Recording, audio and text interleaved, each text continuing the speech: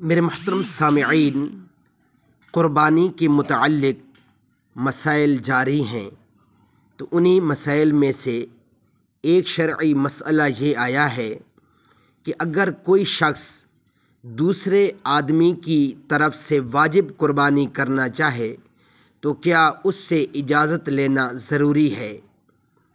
تو میرے محترم سامعین، اس شرعی مسئلہ کا جواب خوب توجہ سے سماعت فرما لیجیے۔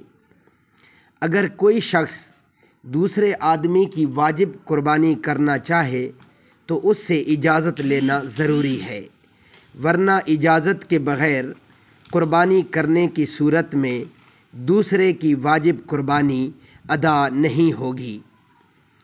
ہاں، اگر کسی جگہ یہ رواج ہو کہ شوہر اپنی بیوی یا باپ اپنی بالغ اولاد کی طرف سے قربانی کر دیا کرتا ہے اور بیوی اور اولاد کو بھی یہ بات معلوم ہو تو اس عرف و رواج کی وجہ سے ان کی طرف سے واجب قربانی درست ہو جائے گی، صریح اجازت لینا ضروری نہیں ہوگی، بلکہ عرف و رواج کافی ہو جائے گا۔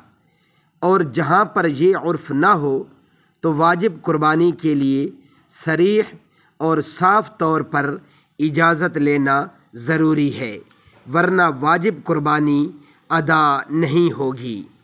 اللہ رب العزت ہمیں کامل طور پر شریعت کے مطابق زندگی بسر کرنے کی توفیق عطا فرمائے۔